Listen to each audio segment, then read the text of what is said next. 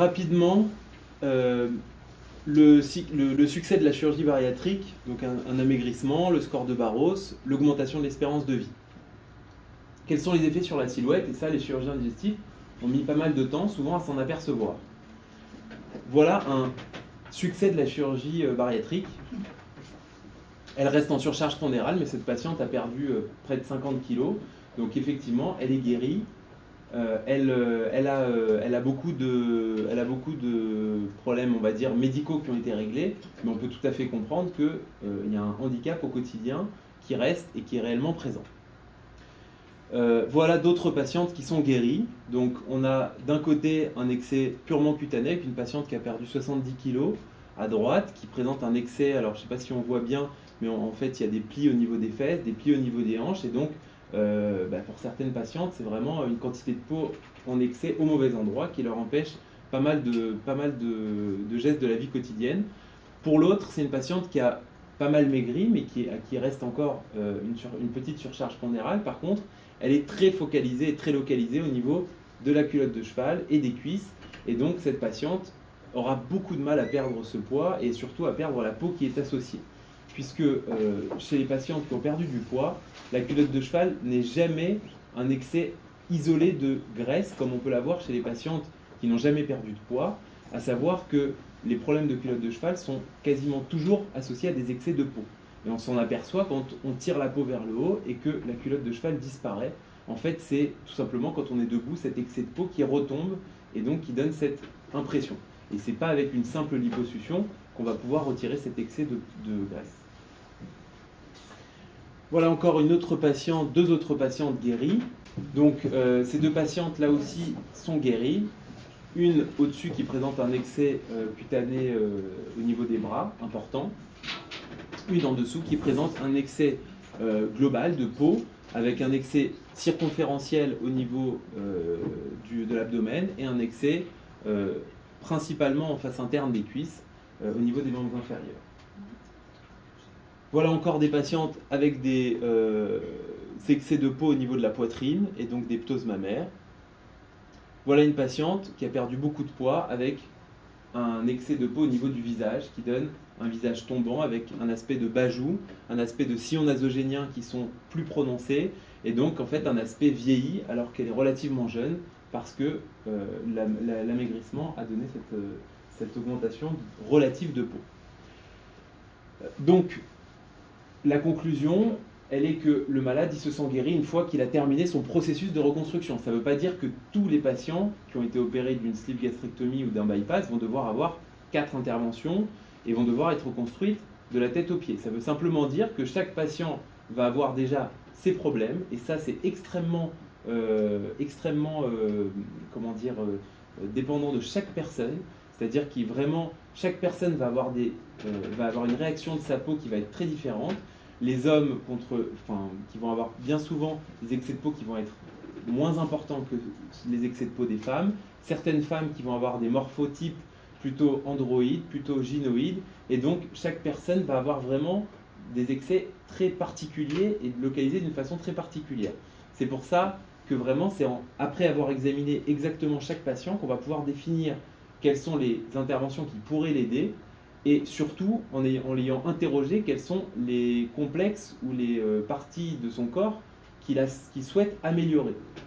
Et donc c'est après avoir fait tout ce chemin-là qu'on va définir quelles sont les interventions qui pourront lui être utiles et que on va à ce moment-là savoir si ça va être 0 pour certains, c'est très bien, qui viennent me voir pour un bilan en me disant voilà je voudrais voir ce qui se passe et je leur dis c'est plutôt bien, donc si vous n'êtes pas trop gêné, pourquoi pas ne rien faire, ou pour certains une intervention et pour certains ça va être plus et on ira jusque là où il faut pour que la patiente ou le patient se sente vraiment guéri. Alors, on va voir donc maintenant à peu près tous les grands types d'interventions. Je peux bien sûr pas tout faire en détail, sinon on y passerait plusieurs journées. Mais en tout cas, chaque grand type d'intervention. Et puis je vais essayer de vous expliquer un petit peu le déroulement de l'intervention, les suites, de façon assez standardisée, en sachant que bien sûr, chaque personne réagit là aussi très différemment. J'ai beaucoup de patients, par exemple, pour la chirurgie des bras, qui me disent que ça leur a pratiquement pas fait mal. C'est une chirurgie en général qui est réputée pour être absolument pratiquement pas douloureuse. Et puis j'ai de temps en temps des patients, comme une que j'ai revue aujourd'hui, qui m'a dit ah ben moi j'ai quand même eu vraiment mal. Donc il y a on va dire une différence assez importante entre chaque patient. Chacun est sensible de façon différente à la douleur, donc c'est impossible de prévoir de façon évidente si vous allez avoir mal ou pas, et de quelle façon vous allez avoir mal ou pas. Par contre, c'est vrai qu'il y a un certain nombre d'interventions réputées douloureuses et d'autres réputées non douloureuses. Et donc, en fonction de ça, j'essaie de vous donner quelques guides et quelques idées. Donc, ce que j'ai mis en jaune, c'est les interventions qui peuvent bénéficier de prise en charge. Qui peuvent, ça ne veut pas dire qu'elles sont toujours prises en charge, puisque la prise en charge dépend en premier lieu des séquelles.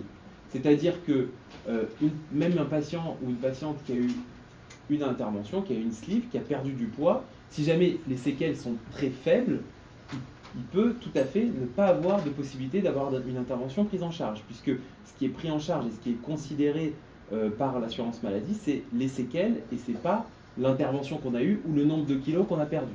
Donc voilà. Donc les premières, on va dire par ordre de fréquence, les abdominoplasties, qui sont vraiment extrêmement souvent, et surtout chez les femmes, je vous en prie, allez-y, installez-vous. Et qui sont assez fréquentes, notamment du fait des grossesses également, qui comportent une des causes de détérioration de l'abdomen.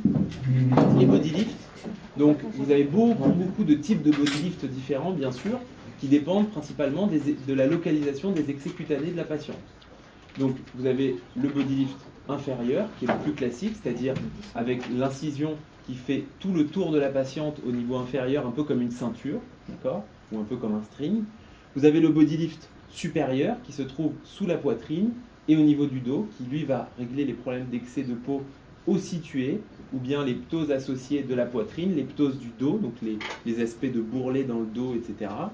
Vous avez les bodylifts latéraux, donc on peut associer au bodylift des cicatrices sur les faces latérales des cuisses, on peut associer au bodylift des cicatrices au milieu du ventre, donc vraiment ça va être fonction des excès cutanés et ou graisseux de chaque patient. Donc vraiment c'est extrêmement personnalisé et vraiment il faut être capable de maîtriser toutes les techniques. Ensuite les brachioplasties, donc ça c'est extrêmement fréquent aussi comme nécessité, donc, ou comme demande d'ailleurs, puisqu'on peut avoir des excès de peau et ou de graisse relativement importants au niveau des bras. Les cruroplasties, donc ça c'est les plasties au niveau des cuisses. Souvent c'est un excès de peau qui est situé à la face interne de la cuisse et donc qui peut là aussi occasionner des gènes et un certain nombre de symptômes. Ensuite on a ce qu'on appelle les ptoses mammaires ou on va dire les seins tombants, pour être un petit peu plus concret, qui peuvent être associés à une hypotrophie mammaire si jamais ils sont vides ou bien avec un volume mammaire relativement conservé. Le lipofilling, donc, qui est une technique d'injection de graisse qui peut être associée à peu près n'importe quelle autre chirurgie et qui va principalement servir à redonner du volume au niveau de la poitrine ou au niveau des fesses et qui peut être donc associé à d'autres types de chirurgie qui consistent à traiter la graisse pendant l'opération pour la réinjecter. Le lifting, bien sûr, quand on a des problèmes qu'on a vu tout à l'heure de relâchement cutané. Les injections, la médecine esthétique qui peut avoir des indications, là aussi pour les aspects de visage qui sont un peu trop creusés ou qui vont avoir l'air un petit peu trop fatigués. Et la lipocryolyse qui, elle, va avoir des indications simplement au niveau des excès graisseux. Donc un petit peu moins chez les patients qui vont avoir perdu beaucoup, mais parfois dans certains excès qui peut être une bonne alternative. Alors, donc, les grands principes de toutes les opérations, c'est très simple. C'est qu'il faut limiter la tension au niveau des cicatrices. Donc, ça vous fera comprendre à peu près tout ce qu'il faut savoir sur les différents types de cicatrices, à savoir que quand on va avoir une cicatrice qui est en bas du ventre, au niveau des abdominoplasties, au tout début, il faut se pencher en avant pour limiter la tension qu'il peut y avoir au niveau de la cicatrice d'abdominoplastie. De la même façon, quand on fait un bodylift, donc on a une cicatrice qui va dans le dos, il faut éviter de s'asseoir complètement ou d'être à 90 degrés parce que là on va avoir beaucoup de tension derrière au niveau de la partie qui est au-dessus de la fesse du bodylift. Bien sûr, les activités physiques au niveau des cuisses, il ne faut pas faire le marathon de Paris le lendemain de son intervention lifting de cuisse. Donc ça paraît aussi de la logique. Tous les patients doivent se lever très très rapidement. Donc en général c'est le lendemain de l'intervention. Pourquoi ? Parce que beaucoup de ces interventions sont à risque de faire des phlébites. Et que si vous restez au fond de votre lit, eh bien vous allez risquer de faire ce type de complication qui peut potentiellement être grave. C'est la seule complication potentiellement grave de la chirurgie plastique.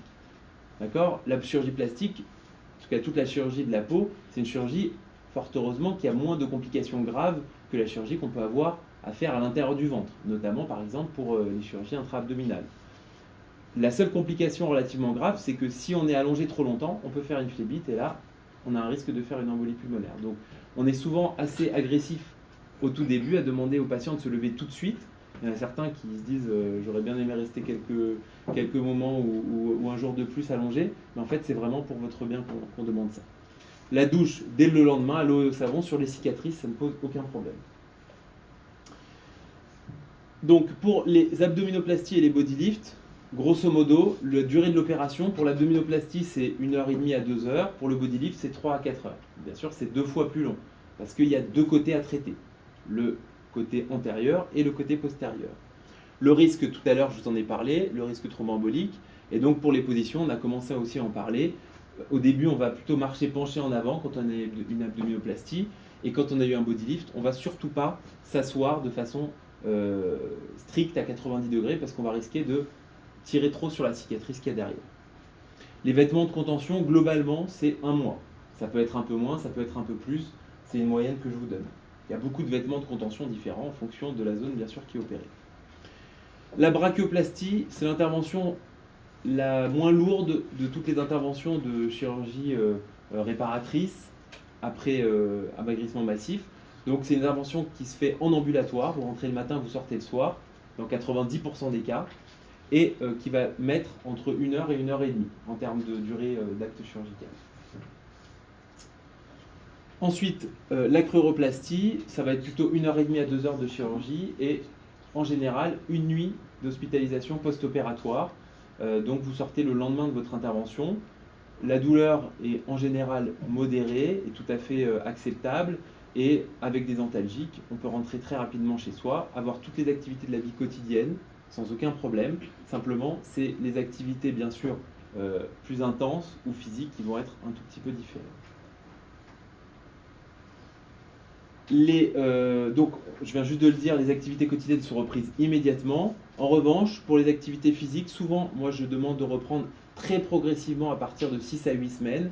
Et le sport peut être, chez la plupart des patients, repris à 3 mois, on va dire sans restriction particulière.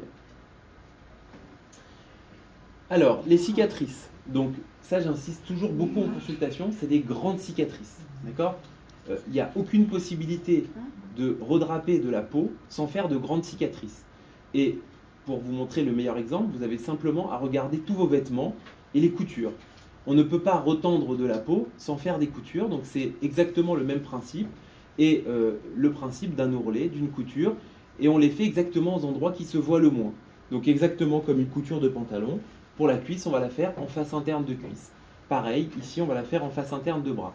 Le but, c'est qu'elle soit discrète, donc bien sûr avec des techniques de chirurgie plastique et esthétique qui vont utiliser certains fils et certaines méthodes pour que les cicatrices soient le plus rapidement et le moins visibles possible.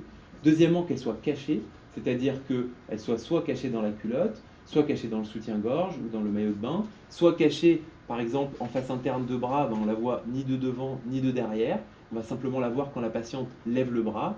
Pareil au niveau des cuisses. Donc les cicatrices, vraiment, à partir du moment où elles sont bien placées, où elles ont on va dire une forme qui est suffisamment rectiligne et qu'elles sont au bon endroit, elles ne seront pas gênantes. Et elles seront beaucoup moins gênantes que l'excès de peau était gênant. Bien sûr, il y a des risques, comme pour toute cicatrice et comme pour toute intervention, et ces risques-là, quand on a des grandes cicatrices, ça va être que les cicatrices soient parfois plus ou moins visibles selon les patients, selon les zones qui sont opérées, selon les types de peau, notamment les peaux qui sont foncées, les peaux qui sont asiatiques vont avoir des risques, par exemple, de faire des cicatrices hypertrophiques, voire des cicatrices kéloïdes. Donc, selon les patients, bien sûr, on va avoir des risques plus ou moins importants au niveau des cicatrices, qu'on prend toujours en considération. Voilà, ensuite, je vais vous montrer des exemples, et puis à la fin, si vous avez des questions, il n'y a aucun souci. Donc, le tablier abdominal, je vous remontre exprès les mêmes patients, d'accord ? Donc, on peut avoir des tabliers parfois qui sont très importants, et on comprend tout à fait la gêne habillée ou déshabillée de cette patiente. Donc voilà ce qu'on peut obtenir. Alors bien sûr, le résultat dépend toujours du point de départ, c'est-à-dire que plus on va partir d'une patiente qui a maigri beaucoup, qui a vraiment un excès purement cutané, plus le résultat va être excellent. Plus on va avoir un abdomen ou des bras ou des cuisses qui étaient encore relativement graisseuses, c'est-à-dire que l'amaigrissement n'a pas été forcément optimal en termes de, on va dire de peau, et plus on va avoir des résultats qui vont être modestes. Donc le résultat dépend bien évidemment aussi du point de départ. Voilà encore d'autres types de tabliers abdominaux. Donc là, c'est un tablier qui est plutôt purement cutané. Donc on va arriver à avoir un ventre qui va être relativement plat. Comment on voit? Tout simplement, on pince la peau et on voit l'épaisseur de la graisse qu'il y a sous la peau. Quand la peau est très fine, qu'on a 1 cm de pli cutané, là on sait qu'effectivement, en la remettant en tension, on aura un résultat qui sera extrêmement bon. Voilà un aspect de double tablier abdominal. Donc là aussi, on peut avoir un bon résultat. Et donc, ça, c'est pour ce qui est de la partie plastie abdominale, donc au niveau de la partie antérieure du tronc. Maintenant, on va voir tout ce qui est body lift. Donc, je vais vous montrer quelques exemples de body lift. Le principe, c'est qu'en plus de lifter le ventre, on va lifter les fesses vers le haut et les hanches vers le haut. Voire dans les body lifts latéraux, on va retirer de la peau au niveau des hanches, quand il y en a vraiment énormément. Donc ici, c'est un excès principalement cutané, avec un aspect tombant des fesses. Ici, on voit bien des plis. Parfois, soit on a des plis, soit on a des capitons, et donc avec la peau des fesses qui retombe vraiment sur elle-même. Ici, on voit aussi un excès latéral au niveau des hanches, et tout ça, en tirant vers le haut, va très bien se redraper. Ici, on voit un autre exemple, avec des capitons, des plis, un excès latéral ici au niveau de la peau. Et donc là, on revoit, alors là je vais faire une technique qui s'appelle le lambeau LLP. C'est un lambeau qui permet d'augmenter en plus le volume des fesses. C'est-à-dire qu'au lieu de retirer toute la bande de peau postérieure qui pose problème, en fait, il y en a une partie que je vais réintégrer à l'intérieur des fesses pour pouvoir augmenter le volume des fesses. Donc ça, on a la possibilité chez certaines patientes de faire une augmentation naturelle du volume des fesses. Là, c'est pareil, la patiente que vous aviez vue tout à l'heure, avec un excès latéral très important. Et donc cette patiente, elle a bénéficié d'un body lift vertical latéral, c'est-à-dire qu'elle a une cicatrice aussi qui descend jusque là, sur le côté, sans laquelle j'aurais absolument pas pu retirer tout cet excès et de peau et de graisse. Ça, c'est la même patiente pour que vous voyez bien la cicatrice résultante. Donc là, vous voyez la cicatrice qui est ici, qui est la cicatrice verticale latérale. Donc c'est sûr que ça augmente un petit peu la rançon cicatricielle, mais au moins le bénéfice morphologique, il est vraiment plus important. Encore un autre exemple de body lift vertical latéral, avec lambeau LLP pour regalber les fesses. Et donc là, vous voyez qu'on retrouve, on perd tous ces capitons, tout cet aspect ici qui est vraiment relâché. On gagne du volume dans la partie supérieure de la fesse et on perd toute cette partie cutanée grâce à cette cicatrice verticale latérale. Là, vous la voyez de 3/4. Et ici, vous voyez bien la cicatrice qui est. Voilà. Après, quand on veut vraiment augmenter encore plus le volume des fesses, on peut faire ce qu'on appelle du lipofilling, où là, on va vraiment augmenter de façon globale les fesses. Et donc là, de 3/4 avec l'excès de peau et une augmentation vraiment de toute la fesse, y compris la partie inférieure, que je ne peux pas augmenter avec un simple lambeau. 100 mètres de prothèse. 100 mètres de prothèse. Les prothèses, que ce soit au niveau de la poitrine ou au niveau des fesses, elles ont un intérêt quand on ne peut pas faire autrement. Donc, elles ne posent pas de problème particulier. Aujourd'hui, c'est des matériels qui sont quand même très surveillés, donc il n'y a pas de risque particulier. Par contre, c'est vrai que chez une patiente qui a suffisamment de graisse pour pouvoir faire sans implant, je vais souvent lui proposer des techniques sans implant. Après, quand il n'y a pas suffisamment de graisse, les implants sont quand même une très très bonne alternative qui permettent rapidement d'avoir une restauration du volume, que ce soit au niveau de la poitrine ou au niveau des fesses, et quelle que soit, on va dire, la quantité de graisse qu'a cette patiente. Il faut quand même savoir, et ça je le dis toujours, qu'il faut beaucoup de graisse pour faire une augmentation, que ce soit au niveau de la poitrine ou au niveau des fesses. Il faut beaucoup de graisse. Le lipofilling, on ne peut pas le faire avec un petit volume graisseux. Il faut vraiment avoir, non pas de la peau, mais du volume graisseux, parce que entre ce qu'on va perdre lors de l'aspiration, lors du traitement de la graisse, et après l'injection, lors de la résorption, il y a quand même une partie très importante qu'on perd. Donc si on a suffisamment de graisse pour en injecter beaucoup, on va avoir un bon résultat. En revanche, si on injecte un tout petit peu, on n'aura pas de résultat et ce ne sera pas intéressant. Voilà. Ensuite, le lifting de bras, donc avec une cicatrice, comme je vous ai expliqué, qui est située ici à la face interne du bras, qui est très peu visible et qui va permettre de retirer cet aspect fripé de la peau et puis cette quantité de peau et de graisse qui est localisée, qui ne part pas. Voilà, d'autres exemples. Alors une patiente qui avait un excès beaucoup plus modéré mais qui avait quand même volonté de retrouver un bras beaucoup plus mince. Ici au niveau des cuisses, donc cette partie, la partie supérieure, et souvent en fait ça a un effet aussi sur la face antérieure des cuisses, puisque bien sûr je tire beaucoup à la face interne des cuisses, ça retend la peau qui est située à la face antérieure, donc les capitons ou les irrégularités vont diminuer. Elles ne vont pas forcément disparaître, mais en tout cas elles vont diminuer. Voilà, encore un autre exemple ici d'excès cutané en face interne des cuisses. Et donc voilà pour ce qui est de la chirurgie du tronc et des membres. Ensuite, on va voir la chirurgie des seins. Alors il y a 3 principales interventions. La première, qui est la seule à pouvoir bénéficier d'une prise en charge par l'assurance maladie, qui est bien évidemment la moins fréquente quand on a perdu du poids, puisque la réduction mammaire veut dire qu'on a suffisamment de volume pour pouvoir en enlever. Alors la limite, c'est au moins 300 grammes de chaque côté.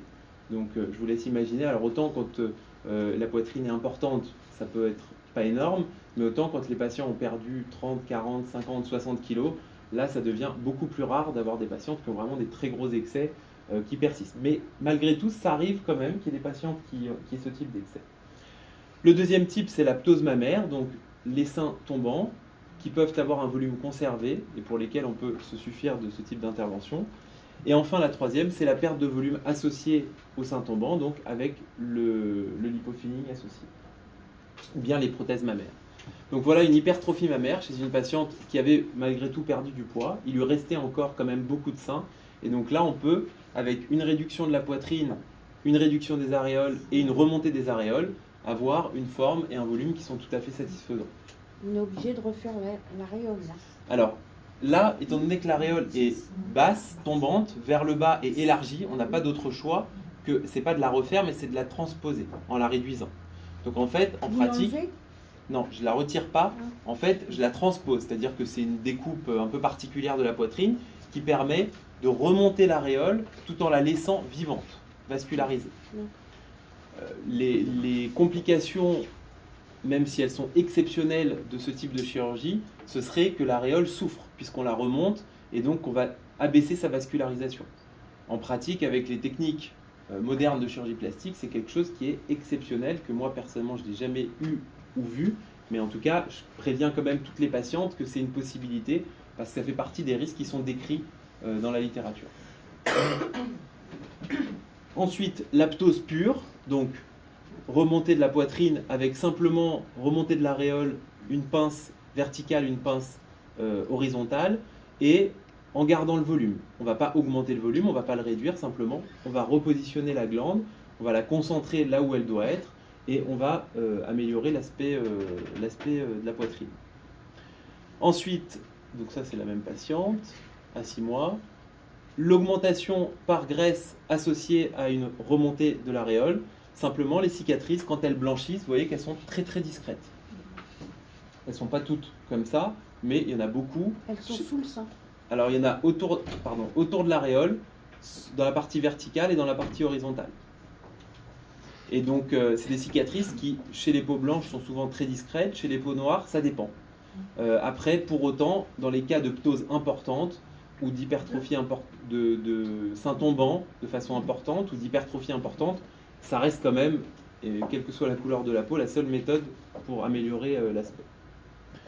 Donc voilà. Le lipofilling, comment ça se passe? Tout simplement, on prend la graisse par liposuction, ça vous devez savoir à peu près comment ça se passe, on la récolte dans des dispositifs stériles, on la purifie, donc moi j'utilise un matériel de purification à usage unique qui est assez évolué avec des grilles qui laissent passer tout sauf les cellules, donc qui sont calibrées pour la taille des cellules qui s'appellent les adipocytes.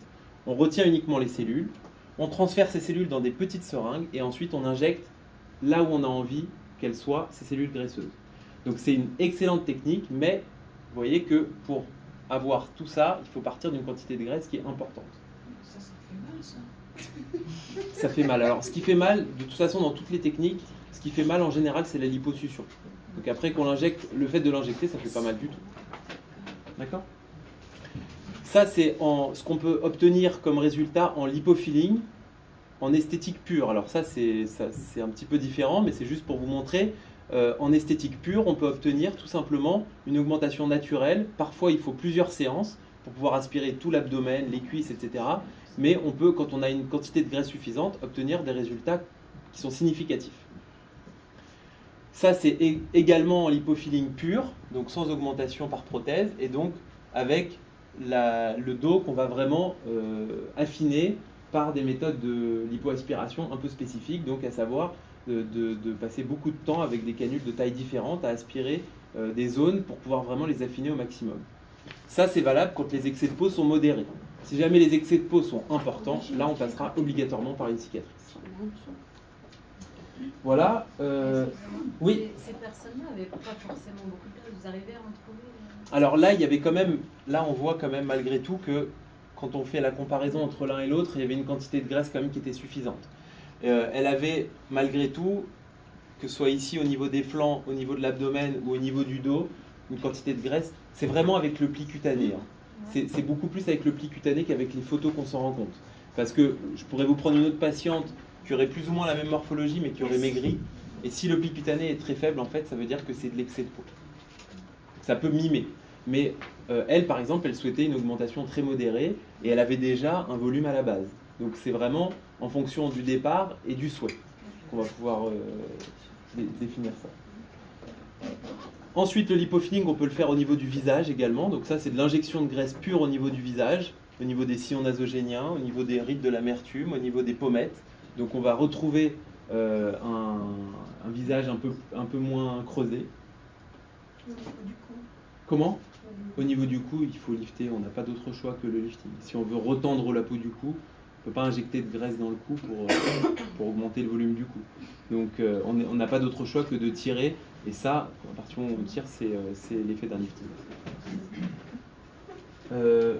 Voilà, donc les prothèses mammaires. Donc ça, c'est pas forcément ce dont j'ai envie de parler le plus ici, parce que c'est pas ce que je fais le plus ici à l'hôpital. Bien sûr, ça se fait plutôt en établissement privé. Donc une augmentation avec des prothèses, avec une incision sous-mammaire. On peut faire des simulations 3D. Donc maintenant, il y a un matériel qui est vraiment très évolué pour faire de la simulation. Donc avec un scanner, donc avec la patiente, je peux établir un scanner 3D de son thorax et ensuite faire des simulations de ce que ça deviendrait avec tel ou tel type d'implant. Et en plus faire une immersion 3D avec un casque où la patiente se voit dans des miroirs et se voit sur elle-même pour se rendre compte de ce que ça pourrait donner. Donc là, on peut aller assez loin dans ce domaine et c'est assez intéressant. Simplement, voilà la simulation 3D et voilà le résultat réel. Donc on a quand même quelque chose qui s'en approche énormément. Et ça marche vraiment très très bien. Excusez-moi, pour les seins tombants, Oui. il n'y a pas besoin de prothèse. Il y a Alors, juste tout dépend du volume restant et du volume souhaité. Si le volume restant est suffisant, on peut très bien simplement remonter et obtenir des seins qui vont satisfaire la patiente. Mais Si le volume... veut juste remonter Eh ben, on n'a pas besoin de réduire, prothèse. et réduire. Alors, si bien sûr on veut réduire, c'est encore mieux, puisque là, ça veut dire qu'on a même trop de volume. Mhm. Après, le problème se pose plus quand on n'en a pas assez. Et quand on n'en a pas assez, les deux techniques qui sont à notre disposition sont les implants ou le lipofilling, donc l'injection de graisse. Voilà. Ensuite, pour les patientes qui ne voudraient pas d'intervention, par exemple, et qui sont marquées au niveau du visage, on peut aussi passer par les produits injectables, donc notamment, par exemple, l'acide hyaluronique. Une patiente qui avait fait un bypass et qui avait un visage creusé, marqué, simplement, avec de l'injection importante d'acide hyaluronique qui peut se faire en consultation, on peut récupérer des pommettes qui sont redessinées, on peut diminuer tous ces rides au niveau du visage. Ça, c'est au niveau du front, c'est la toxine botulique, donc c'est encore un autre problème qui ne dépend pas forcément que du vieillissement. Et enfin, les excès graisseux localisés, alors ça, c'est vraiment une technique médicale qui va traiter que de l'excès graisseux. Donc en général, par rapport à la chirurgie de l'obésité, ça ne peut être qu'un complément. On ne peut pas traiter quelqu'un comme ça. Simplement, si jamais, après avoir fait les interventions nécessaires, il reste un tout petit excès graisseux localisé, à ce moment-là, on peut faire cette méthode qui est médicale, qui ne nécessite pas d'intervention chirurgicale. Voilà, je vous remercie pour votre attention.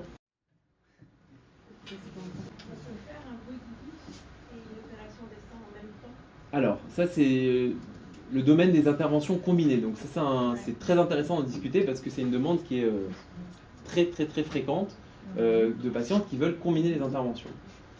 Alors, en théorie, on peut tout faire. Si j'ai envie de vous opérer 15 heures d'affilée, l'anesthésiste il pourra vous endormir, il n'y a pas de problème. En pratique, ce qu'il faut voir, c'est quels sont les risques. Et est-ce que le risque ne devient pas trop important par rapport au bénéfice de dire je vais faire 2 interventions en même temps. Donc il y a 2 risques principaux quand on fait 2 interventions en même temps. Le premier, ça va être le risque infectieux. Donc on a un risque infectieux pour toute intervention, sauf que si jamais je vous opère des bras, du ventre, des seins et des cuisses, et que vous avez une infection au niveau du bras, en fait elle va risquer de venir à peu près partout, parce qu'une infection, forcément, chacun touche, on va faire les pansements à droite, à gauche, il y a la douche, il y a tout ça. Donc en fait on risque d'augmenter le nombre de sites infectés, si tant est qu'il y avait une infection. Donc ça c'est la première chose. La deuxième chose, c'est le risque opératoire. Si jamais je fais 2 ou 3 interventions combinées, je vais augmenter le temps et la durée opératoire. Et cette durée, je peux l'augmenter un petit peu, mais si je l'augmente beaucoup, ça va comporter des risques plus importants, notamment en termes de risque de phlébite ou d'embolie pulmonaire. Donc le seul risque, comme je vous ai dit, qui est important dans ce type de chirurgie. Et enfin, on pourrait dire qu'il y a certaines interventions qui sont plus à risque que d'autres, comme par exemple le body lift, comme par exemple la plastie abdominale, et comme à une moindre mesure le lifting de cuisse. Donc c'est des interventions que j'aime pas trop associer à d'autres, parce qu'elles sont plus longues et parce qu'elles sont plus à risque de faire des phlébites. Après, les interventions qu'on peut associer et que je fais assez régulièrement, c'est les bras par exemple avec la poitrine, ou bien une liposuction d'une zone avec les bras ou avec la poitrine. Voilà. Après, on peut associer par exemple, pour ceux qui auraient juste un excès graisseux derrière, une liposuction derrière avec une plastie abdominale. Mais après, vraiment ça dépend du temps de l'intervention totale et du risque de chaque intervention qu'on va surajouter. Donc vraiment, ça se discute au cas par cas. Globalement, il vaut mieux pas trop, et je peux vous dire, pour avoir vu des patients opérés à l'étranger, je ne citerai pas où, mais en tout cas opérés à l'étranger, où ils font tout, alors ça, il n'y a aucun problème du moment que le patient paye, il n'y a aucun souci. Donc de la tête aux pieds, opéré pendant 8 heures d'affilée, et après qui revient avec une embolie pulmonaire ou une infection ou un problème sérieux qui va malheureusement gâcher le résultat de ce qui aurait peut-être pu être bien finalement, et en plus peut-être même mettre en péril le patient. Donc voilà, il faut faire les choses. Ça reste de la chirurgie, ça reste des risques, et donc il faut les peser, les mesurer, et c'est un des éléments vraiment importants. Tout à l'heure, vous avez dit vous pouvez donc faire une abdoplastie et remonter les fesses, c'est ça? Oui, alors ça s'appelle un body lift. Voilà. Mais comme pour L'abdominoplastie. Voilà, on doit se tenir comme ça. Pour les fesses, on ne doit pas s'asseoir. Alors justement, voilà. On reste debout. Tu manges debout. Alors, vous rigolez, mais c'est pas très loin d'être ça. En fait, en pratique, pour le body lift, donc justement, on a des intérêts contraires. Et donc, ce qu'on doit faire, c'est, en fait, quand on s'assied, avoir une position du dossier la plus allongée possible. Donc, imaginez-vous en position un peu transat. Et ne pas s'asseoir complètement. Donc si vous voyez à ma consultation quelqu'un attendre debout, en général c'est qu'il a eu un body lift, sans rompre le secret médical. Donc voilà, c'est-à-dire qu'effectivement c'est une intervention où on a des volontés contraires, donc où on essaye de faire attention. Alors malgré tout, moi je prends beaucoup de précautions pour que, même quand il y a des petites erreurs, et croyez-moi il y en a beaucoup, il n'y ait pas une catastrophe, d'accord? Donc je laisse toujours des petites marges de sécurité, mais malgré tout je demande aux patients quand même de faire très attention pour éviter d'avoir des problèmes des unions de cicatrices, de nécrose de certaines petites parties de la peau, de choses comme ça. Quand on a des problèmes de cicatrisation, alors pour les peaux métissées ou les peaux noires, on a des problèmes de cicatrisation. Pas tous. Il y a certaines peaux noires ou métissées qui cicatrisent très bien. Mais on va dire que statistiquement, oui, il y a plus de problèmes. Mais après, c'est très très variable et très individuel. Moi, je sais que je boursoufle un peu. Je ne sais pas comment ça Donc c'est des s'appelle. cicatrices hypertrophiques. Voilà. Est-ce que c'est possible d'avoir des... Tout dépend à quel degré. Donc en général, c'est pas mal si on examine des cicatrices que vous avez déjà pour voir à quel point elles peuvent être gênantes ou disgracieuses. Si c'est très important, on ne va pas partir sur l'intervention où il y a le plus de cicatrices possible. Après, on va essayer de limiter le nombre ou la taille des cicatrices. Donc ça va être un choix qu'on va faire et qui va dépendre bien sûr de votre façon de cicatriser. Si c'est un petit peu plus large ou un petit peu plus épais, bon, parfois on va dire c'est pas grave parce que on va dire l'excès de peau est trop important. Parfois, si c'est quand même très très très important, on ne va pas partir sur le body lift avec cicatrice verticale latérale et cicatrice antérieure. D'accord. Merci. Oui. Est-ce qu'il y a des limites d'âge pour avoir des interventions? Alors, c'est une très bonne question. Je dirais que la limite est plus d'un âge physiologique que d'un âge chronologique. C'est-à-dire que voilà, il y a des patients, même qui ont 70 ans, qui vont être en bon état général, qui vont pas avoir de problèmes de santé, etc. Et pour qui des interventions vont tout à fait être envisageables. Par contre, le contraire est tout à fait vrai aussi. Et à 60 ans, certains patients sont vraiment très fatigués et peut-être vont pas forcément avoir intérêt à faire des interventions trop importantes. Donc c'est l'âge physiologique qu'on va évaluer. Après, bien sûr, on va discuter aussi des risques et des choses comme ça. À savoir que l'âge n'est pas le principal facteur de risque, et c'est va plutôt être les antécédents. Un patient qui a des antécédents lourds de phlébite, d'embolie pulmonaire, d'anomalies de la coagulation du sang, d'accident cérébral ou de pathologie cardiaque préexistante, lui il va avoir des risques beaucoup plus importants qu'un autre, même s'il est moins âgé. Donc c'est vraiment... Le diabète aussi, non?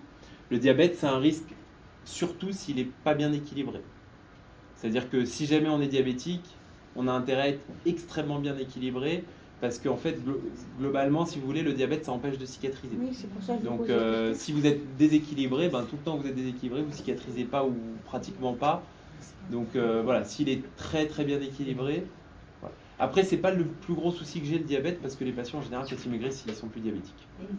Donc, ça, j'ai très peu de patients qui sont restés diabétiques, ou alors ils restent un tout petit peu diabétiques, donc ça pose pas vraiment de souci. Sachant une chose importante que je tiens à rappeler, parce que je le rappelle tous les jours en consultation et ça me paraît quand même important, c'est que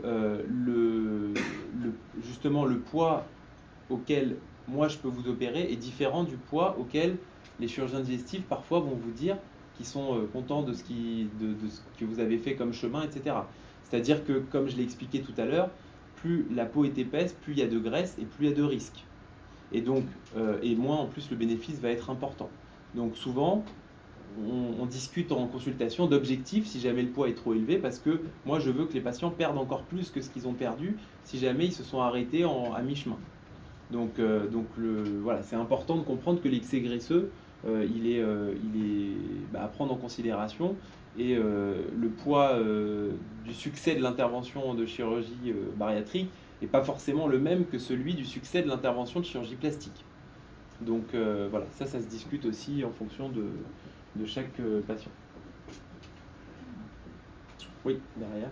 En moyenne, au jour d'aujourd'hui, quelle est la durée entre le premier rendez-vous et la première opération? Si vous avez une... Alors ça dépend beaucoup du type d'intervention. C'est-à-dire que par exemple, pour une brachioplastie qui va être en ambulatoire et où je peux en mettre plusieurs dans la même journée opératoire, ça va être très différent que d'un body lift où je vais devoir prendre les 2 tiers d'une journée opératoire. Donc comme bien sûr nous ce qu'on a comme disponibilité c'est des vacations opératoires, après si je mets un body lift, c'est comme si j'avais mis 3 brachioplasties. Donc selon l'intervention ça va être assez variable. Après on va dire que actuellement, la durée minimale pour les petites interventions peut être éventuellement de 3-4 mois, mais ça va être facilement 6-8 mois, voire plus, pour les interventions plus importantes. Donc il y a forcément beaucoup de patients et un nombre limité de places, donc c'est vrai que on fait au mieux, On a déjà beaucoup augmenté l'activité à partir du mois de novembre, donc on a pratiquement doublé le nombre de patients opérés en chirurgie plastique. Après, c'est vrai que j'ai que 2 mains. Et je suis tout seul à faire cette activité. Et une journée de vacation, et je suis tout seul à faire cette activité. Je voudrais Oui. vous demander quelque chose, s'il vous plaît. Dites-moi, je vous en prie. En 2004, j'ai eu une plastique pour mes jambes. Pour les cuisses. Pour les cuisses, Oui. voilà. C'était fait, agrafé, tout ça, gentiment, joliment fait et tout. Très bien. Bien sûr, maintenant, quand je suis régrossie Oui. et je veux redescendre, voilà. Ça déjà, ça commence à voir, mais on ne sait pas encore combien ça va rester. Mais je vous demande, ma question elle est, est-ce qu'on peut refaire sur le même parti ou La question est, alors, est-ce qu'on peut techniquement? Oui, techniquement? complètement. Oui. Est-ce que maintenant c'est pris en charge par l'assurance maladie? Dans 99% des cas, non. Non. C'est d'ailleurs pour cette raison-là Oui. que je me bats avec certains patients qui veulent se faire opérer alors qu'ils sont encore en surcharge et qui sont pas, on va dire, parfaits pour être opérés, Oui. pour leur expliquer que c'est one shot, que si je les opère une fois, s'ils regrossissent ou s'ils remaigrissent et que le résultat se détériore, je ne pourrai rien faire pour eux. D'accord. Donc c'est vrai que le mieux c'est vraiment d'attendre et l'amaigrissement et la stabilisation. Oui, oui, oui. Et Bien donc sûr. à ce moment-là, effectivement, c'est le bon moment. Après, techniquement, si vous remaigrissez, est-ce que c'est possible de vous réopérer? Bien évidemment. Bien évidemment. Puisque la Parce- cicatrice va partir en même temps. en En même temps que la peau qui est en excès. D'accord, Mais par contre, ce ne sera pas forcément une opération prise en charge. peut-être. Peut-être ça va être une opération qui va être payante. Oui, d'accord. Parce qu'à cette époque, elle n'était pas payante. À cette époque. Non, c'est la première à notre époque aussi. Mais ils vont pas, imaginez-vous, c'est déjà un coût très important pour l'assurance maladie. Oui, Si jamais ils opèrent déjà une fois l'abdominoplastie ou la plastie des cuisses, c'est déjà, on va dire, une bonne chose. oui. Si jamais le patient il grossit, il maigrit, qu'il se fait opérer 4 fois, c'est pour chaque patient, c'est pas possible. Donc en général, c'est refusé. Quand il y a déjà eu une opération, en général, c'est refusé par l'assurance maladie. Oui. Donc c'est pour ça qu'encore aujourd'hui, ça peut être pris en charge, mais quand il y a déjà eu une opération de fait, en général, c'est refusé. J'ai jamais eu de abdominoplastie parce que c'était tellement bien parti, tout Voilà. était clair et ok. Mais par contre, sur les cuisses, c'était très Là, vous n'avez moche. pas encore été opéré de la sleeve? Oui, j'étais. Vous avez été opéré, ça y est? Il y a Oui, combien de mais temps? encore, j'ai le temps seulement ma question. Il y a 6 mois? Oui. Ah bah oui, vous avez le temps. Mais j'ai le effectivement. temps encore, seulement la question était, est-ce que c'est possible de Oui, c'est refaire possible, sur le même bien sûr. chose? C'est complètement même possible. il faut que tu payes. Voilà la conclusion. Tout est possible. Oui. C'est pas possible en 2000. Autre question intéressante. Donc oui, on attend minimum 2 ans. Parce qu'au début, on attendait 1 an. Au tout début, il y a 2 ans et demi quand j'ai commencé l'activité ici. Et qu'on a eu quelques cas de patientes qui ont remaigri au bout d'1 an, 1 an et demi. Donc on a de temps en temps des amaigrissements secondaires, voire quelques rechutes, mais c'est quand même relativement rare. Et donc pour cette raison-là, on préfère attendre vraiment 2 ans révolus, et ça c'est avec Ibrahim Daguerre qu'on a pris cette décision. Donc on attend 2 ans pour faire cette intervention. Voire plus. Voire plus, bien sûr, en fonction de la patiente. Peut-être qu'il y en a certaines qui vont encore avoir besoin de plus pour perdre leur poids. Je précise juste, ce qu'à mon avis, ils vous disent déjà beaucoup par rapport au préopératoire de sleeve, c'est que c'est la moitié de la réussite, la sleeve. L'autre moitié, c'est vous. Donc souvent, moi, quand j'ai des patientes qui n'ont pas assez perdu et que je les interroge un petit peu, elles ne font pas beaucoup d'activité physique. Alors je sais que c'est compliqué, c'est difficile. Moi aussi, j'ai beaucoup de difficultés à en faire. Mais en tout cas, si on ne fait pas d'activité physique, on ne va pas pouvoir perdre tout le poids qu'on devrait pouvoir perdre, on va dire, dans la prise en charge globale du parcours de l'obésité. Donc, vraiment, je pense, et j'espère que c'est ce que je ne dis pas le contraire de ce qu'ils vous disent, voilà, que c'est une partie du parcours, mais c'est pas la totalité. Voilà, et c'est l'objet de prochaine journée européenne, c'est être acteur de sa santé. Voilà, donc c'est très bien tombé. Et d'ailleurs, j'ai plusieurs patients que j'ai suivis, que j'ai vus en consultation, qui étaient encore en surpoids, et je leur ai dit non, c'est pas possible, je peux pas vous opérer comme ça, il faut encore perdre jusqu'à tel objectif, qui n'étaient pas contents au départ, et finalement qui ont réussi leur objectif, et ça dépend plus que d'eux, puisqu'ils n'ont pas été réopérés de l'estomac.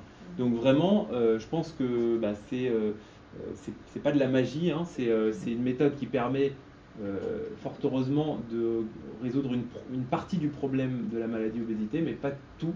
Alors c'est pas moi qui suis le mieux placé pour en parler du tout, mais quand même, moi je vois ce qui se passe à la fin et je vois, en fonction de tous les patients qui m'expliquent un petit peu ce qu'ils font, ceux qui ont perdu vraiment tout ce qu'ils devaient perdre, ceux qui ont perdu qu'une partie. Et c'est très souvent corrélé à l'activité sportive, sauf cas exceptionnel. Et donc vraiment, il n'y a pas que la marche, quoi. C'est de l'activité sportive assez intense. Marathon, quoi. Voilà, marathon de Clamart. Mais sur la poitrine, on m'avait dit que c'était pas forcément pareil, quoi.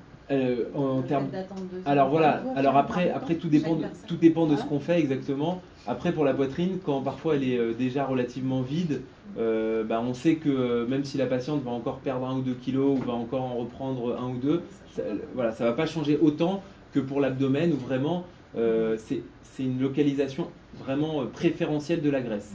Il y a des localisations préférentielles qui sont selon les morphotypes, soit l'abdomen et les flancs, soit les cuisses et la culotte de cheval.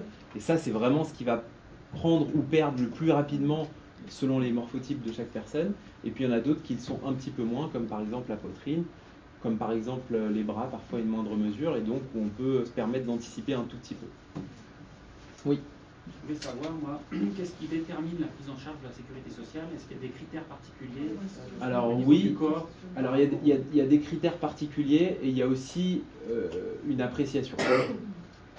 Les critères particuliers, c'est principalement pour l'abdomen, où le critère de prise en charge, c'est ce qu'on appelle un tablier abdominal, et le critère particulier qui recouvre au moins en partie le pubis. Donc il faut vraiment que la peau recouvre le pubis. Comme dans Après, l'exemple qu'on a vu. comment? Comme dans l'exemple qu'on a vu. Peut-être pas forcément autant, mais non, absolument pas autant, mais en tout cas, je veux dire, même une patiente qui aurait un tout petit relâchement ou un abdomen qui est détendu, ou bien à partir du moment où il n'y a pas ce tablier-là, c'est pas pris en charge. Pourquoi? Parce que tout simplement, c'est un problème de macération, de mycose, etc. C'est aussi ça la raison médicale de cette prise en charge. C'est pas juste pour que le ventre soit beau, parce que le ventre qui est beau, c'est pas vraiment le problème de l'assurance maladie. Donc ça c'est pour le ventre. Après pour les bras et pour les cuisses, c'est beaucoup plus subjectif. Ça va être on va dire un excès qui va être soit juste esthétique, où parfois on a juste la peau un petit peu fripée, ou bien avec un excès tellement important qui va frotter, qui va donner vraiment plus que ça. Donc voilà, donc c'est à l'appréciation premièrement du chirurgien qui prend sa responsabilité quand il fait une demande d'entente de prise préalable.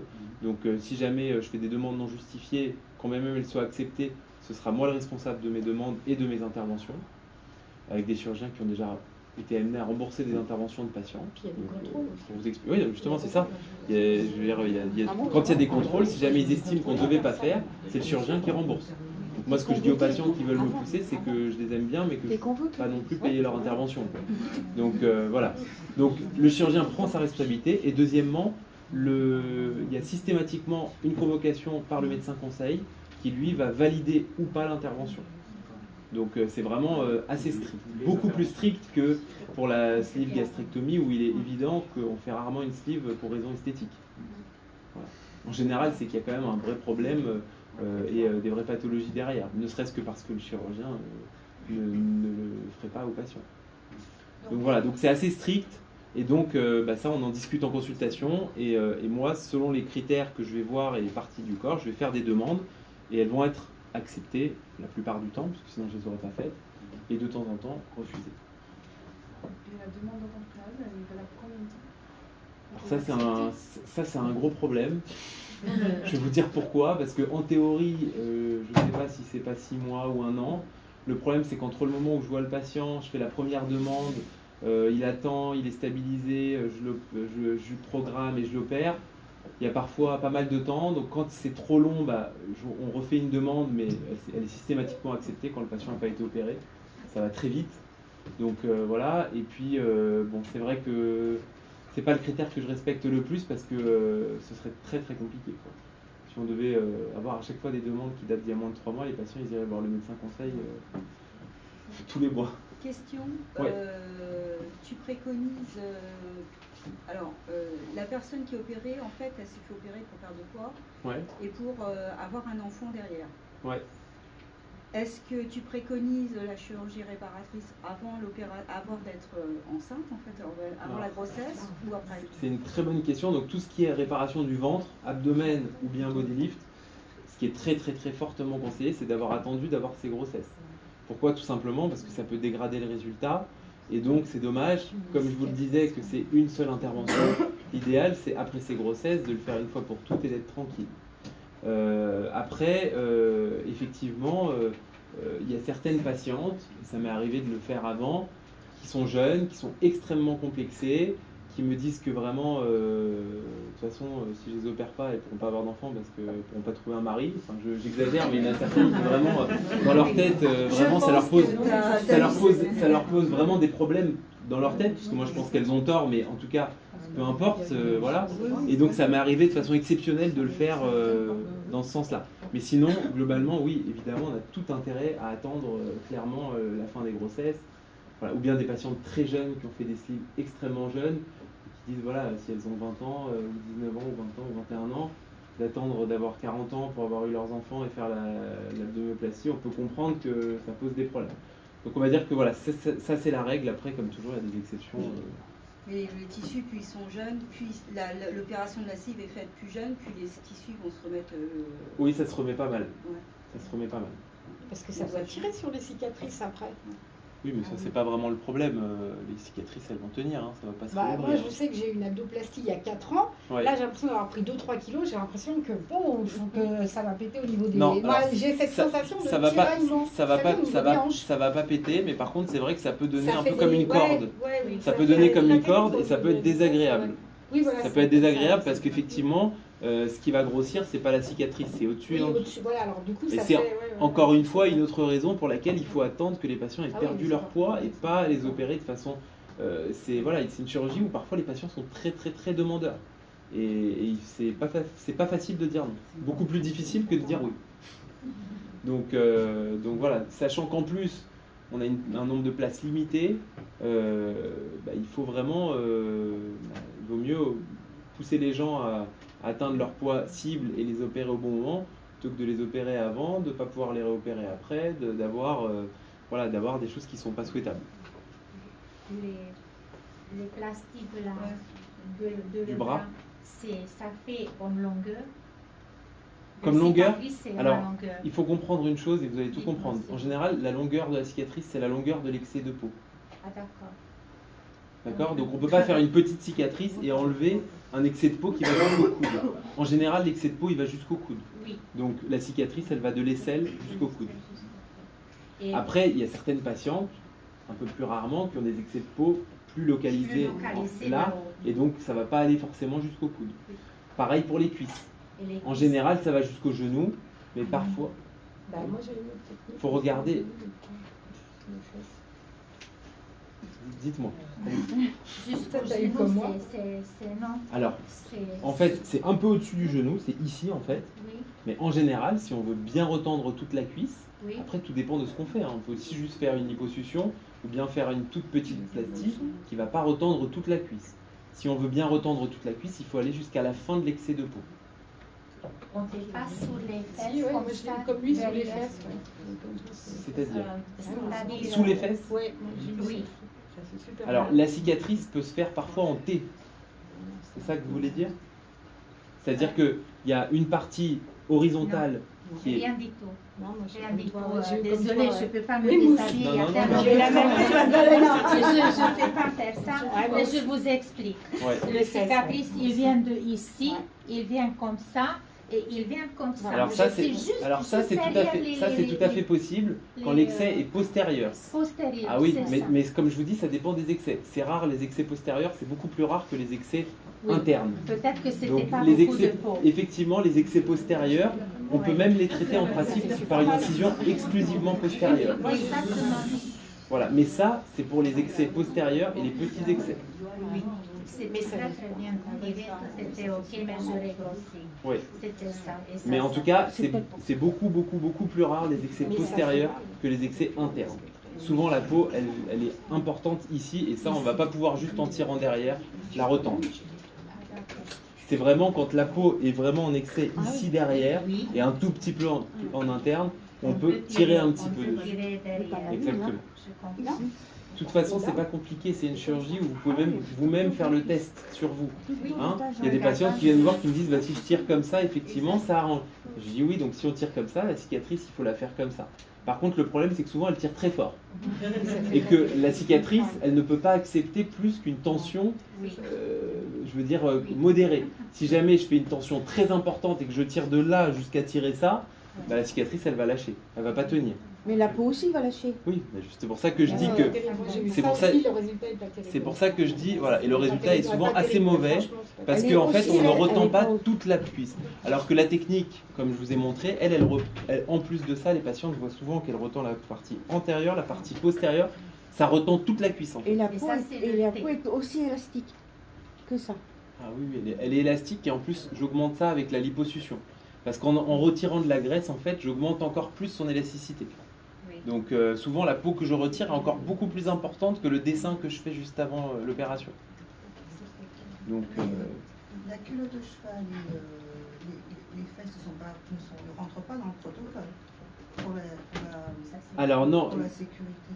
Tout dépend de ce qu'on fait. Si jamais c'est quelque chose, si jamais c'est un excès qui est supérieur et qu'on va faire dans le même temps que le ventre, ça peut rentrer dans le body lift qui peut être pris en charge.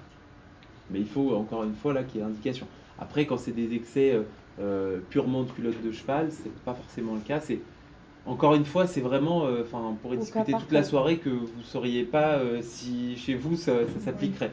C'est vraiment du cas par cas et c'est vraiment après avoir fait l'analyse de tous les soucis qu'on va pouvoir dire ça c'est possible ou pas et les seins rentrent pas du tout. Pratiquement jamais. Les seins et le visage. Globalement, c'est les deux choses qui sont pas prises en charge. Même après une sleeve. Même après un bypass, même après ce que vous voulez. C'est pas normal.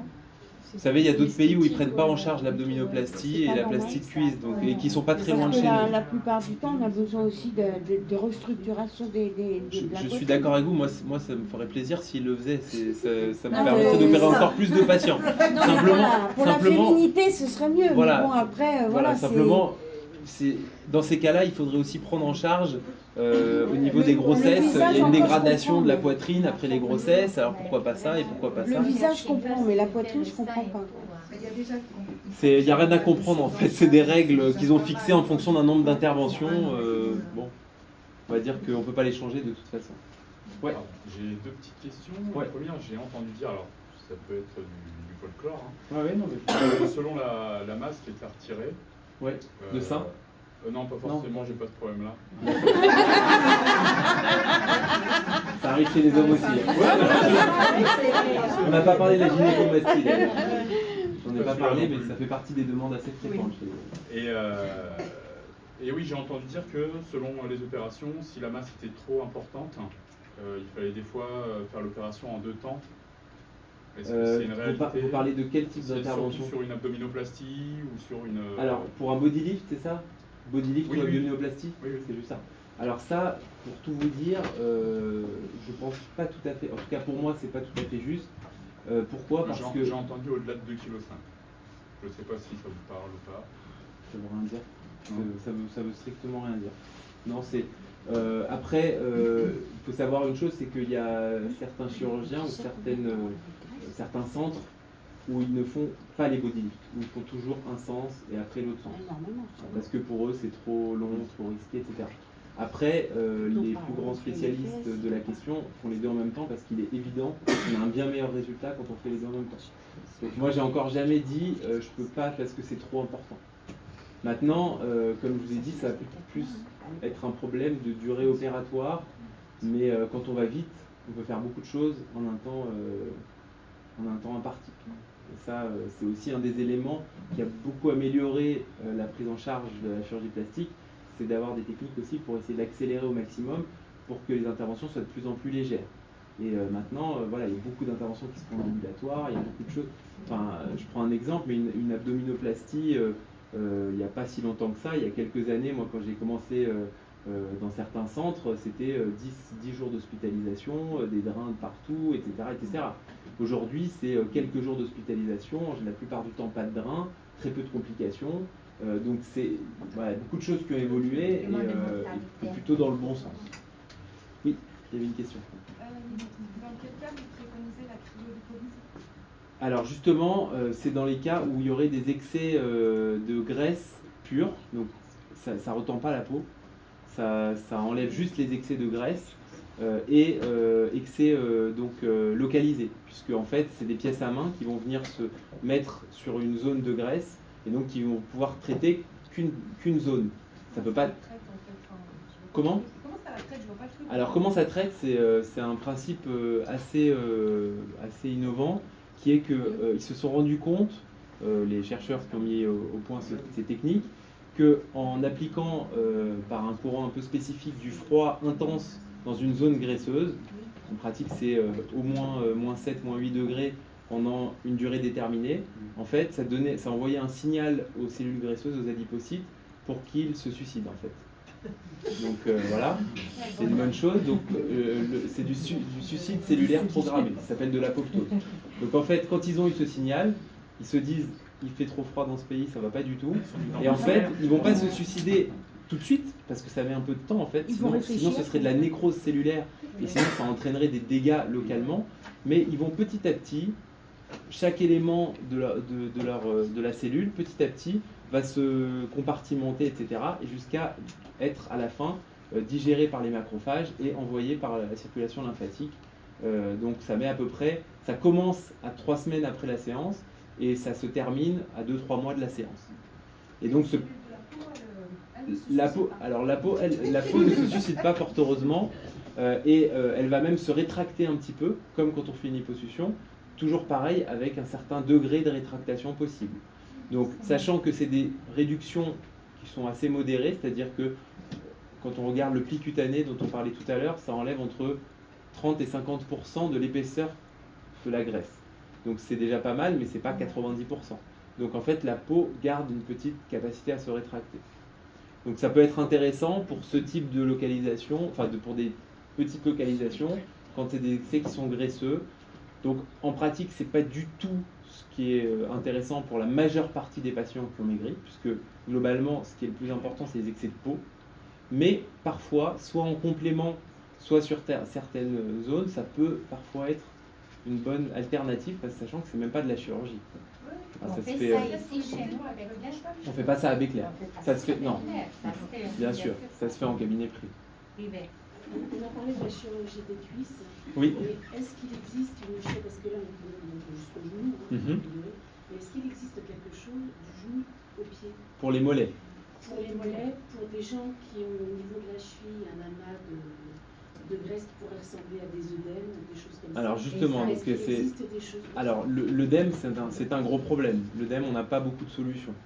Ça s'appelle le lymphœdème, ou les insuffisances veineuses qui sont assez fréquentes malheureusement, et qui vont parfois donner des mollets qui sont assez importants. Le gros problème, c'est que quelles sont les différentes techniques qui peuvent nous servir. On peut éventuellement avoir la lipoaspiration, sachant que la lipoaspiration va jouer immédiatement, puisqu'effectivement elle va diminuer un peu le volume, elle va aspirer l'œdème entre autres, et un peu de cellules graisseuses, mais par contre, elle ne va pas régler le problème, la cause, et elle va un petit peu améliorer les choses en faisant de la fibrose localement. Donc la lipoaspiration peut être une des méthodes, même si elle est très loin d'être parfaite. Mais en tout cas, elle peut être utilisée. Souvent, moi, ce que je fais en lipoaspiration à ce niveau-là, c'est plutôt redéfinir la forme. C'est-à-dire que si les mollets sont vraiment trop droits, c'est retrouver vraiment une forme de la cheville et essayer de faire ce qu'on appelle de la liposculpture, donc essayer vraiment de resculpter un petit peu la jambe en sachant que c'est mieux, mais c'est pas magique. Justement, l'hypocryolyse, c'est totalement... ça marche pas, quoi. On congèle de l'eau, alors que c'est la graisse qu'on voudrait faire partir, enfin que la machine peut faire partir. Et puis après, les dermolipectomies, les excisions de peau, c'est pas terrible quand même, parce que les cicatrices, elles sont très très très visibles et pas de très bonne qualité. Donc il n'y a pas de solution miracle. chez certaines patientes, parfois, de la liposuction ou de la liposculpture. Mais c'est un problème qui est malheureusement... Et de toute façon, quand on perd du poids, les problèmes veineux, ça diminue. Donc automatiquement, on ne devrait plus avoir d'œdème. Ça, ce serait bien si ce que vous disiez était vrai, mais c'est pas forcément vrai. Voilà, ça dépend des patients.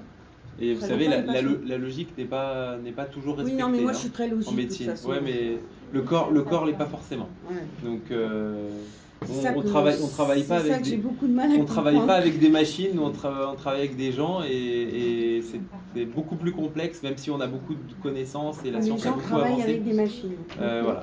Donc même si on utilise des machines pour s'occuper des gens, on ne s'occupe pas de machines et fort heureusement. C'est beaucoup plus intéressant. Oui.